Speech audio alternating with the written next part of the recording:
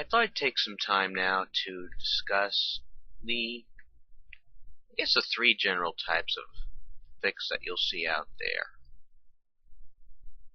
The first being an original story, the second being an adaptation, and the third being the rewrite. The first one, being the original story, is probably one of the easiest things to do. And that is because you're doing an original story, you have backgrounds that have already been developed. You can add to them at your pleasure, and as long as the story seems plausible, you have free rein to do pretty much anything you want. These are generally what you'll find most fics to be. This will also be what you will probably be working on the most times when you do anything fic related. Now, of course, this doesn't guarantee you will have success with any given story, but what it will mean is that you will come up with, hopefully, a very original idea. Now, it's always possible that two people have the same idea and just go about it different ways. It's rare when you have two people from two different parts of the world come up with the same idea at the same time. The odds are they won't word it the same. And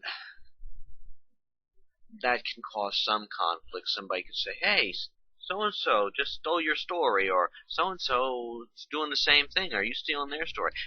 It's just, that's bound to happen. I mean, it's completely possible for two people to come up with pretty much the same idea.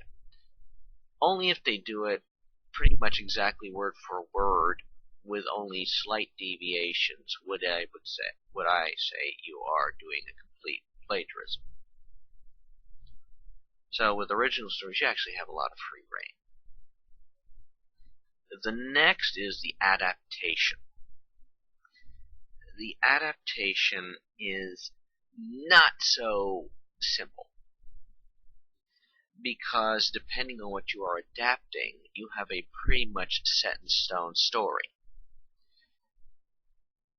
If we take, for example, the adaptations of various Star Trek episodes, and this can come from any one of them: Star Trek, The Next Generation, Star Trek Deep Space Nine, Star Trek Voyager. You are working from what was scripted. You are adding visual cues, which you could only get from watching the show, or actually having the script in front of you. You have to extrapolate the thought processes, and you cannot deviate too much from what is accepted. If you are adapting a movie, it's the same thing. If you are adapting a radio play, same thing. Except with the radio play, you can play around with imagery. If things are left unmentioned, you can name things. Games are a complete other beast. And that's because games are scripted.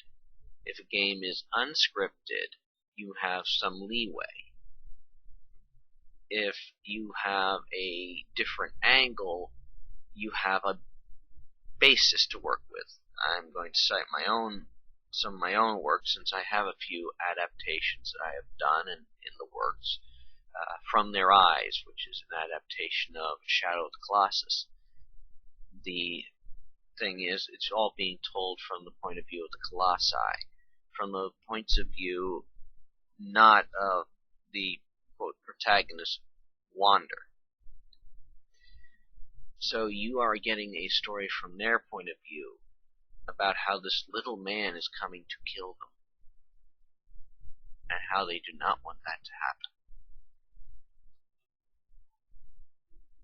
I would also state that it can be difficult depending on the nature of the game. Let us take, for example, a game like classic Maniac Mansion. You have one character you have to definitely use, and you have two other characters that you can choose out of a total of 6. And depending on which two of those you choose, your solutions to various problems is completely different. So you can, in essence, have multiple different games played with just the same 3 characters. You have the same basic steps that you can go to play the game, but completing certain goals requires creative thinking. I.e., if you take into the game the characters Bernard and Razor, Bernard can fix the phone, can do a few other things. Razor is skilled with music, so you have to work with that to achieve your end goal. And depending on whom you pick and your success, it changes the ending of the game. With Maniac Mansion, you also have an added difficulty. You have a canon set of events for a sequel, Day of the Tentacle, which Bernard Bernoulli is your lead character. Other games have other difficulties. Eternal Darkness, which is one I did adapt and I think was very well received. You have a game which relies on 3 different paths being similar yet different, depending on the choice you make when you play through the Pius Augustus chapter. It dictates how the rest of the game plays, and you have to actually play the game 3 times in order to get the hidden ending. But each time you play through, the choice you have to make in that first chapter is decreased by 1. Also, the game has the brilliant device of sanity effects, a fourth wall breaking mechanic. And incorporating that was another trick. My solution was to add 2 characters. One who is able to see through all the sanity effects and see reality for what it is. For example, walking through the library, the other characters would stop and pause as the books fly from shelf to shelf, while this character would just keep walking and says, "They're not really there, just keep walking." And another character who is actually jumping between the 3 timelines, which added a unique element to the story, because every time he switched, he had to stop and say, "Okay, which one is our? We are in the Chaturga. Are we in the Chaturga path, the Zelatoth path, or the Ulioth path?" And I think that's part of what made that one so well received. It incorporated these things which might have kept things separate.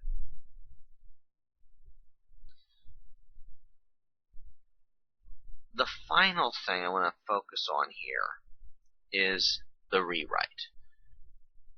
And that gives you some leeway. And this usually comes from an author looking back at a published work and saying, you know, this doesn't make sense now that I look at it, but rewording it will make it look and sound better. And I added these things into later stories that we never really covered in this one, but we might have hinted better at.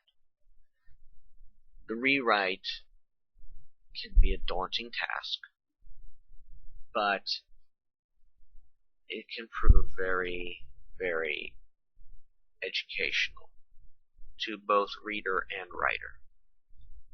The writer gets to polish up something that he that they long ago had done, but in the same respect, the reader gets to look at what was there and say, wow, in some ways this makes more sense now. I won't lie. I was in the process of one very long rewrite not long ago. I completed it, and I'm going to get started on another one, but well, the original, when I put it into Microsoft Works with page breaks and chapter breaks, it clocked at about 67 pages. The rewrite pretty much increased that number by half. And I'm glad I did it, and I want to do it with the others. Take time. But it is a daunting task. Anytime you you rewrite something, you have the problem of keeping the stuff that was the same, and adding to it in a way that will keep further stuff still plausible. And that basically covers the three different types of work you can get out. The original work, the adaptation, and of course the rewrite. If you are attempting any of these, I would first suggest doing the original stuff, because as I say, adaptations, you have a lot of stuff you have to work with already, and you have to keep to it. A deviation, you have to come up with a good reason. And of course the rewrite is pretty much, I would say that if you have been writing for a while. If you find this advice helpful, or just enjoy listening to it and taking what you already know and working with this, that's all good. Any comments I don't mind receiving. I may even start some conversations. Share this with others, and if you want to be kept apprised of more, subscribe to my channel on YouTube, and who knows, my next posting might be something I've been a fan of, or it might be some more advice.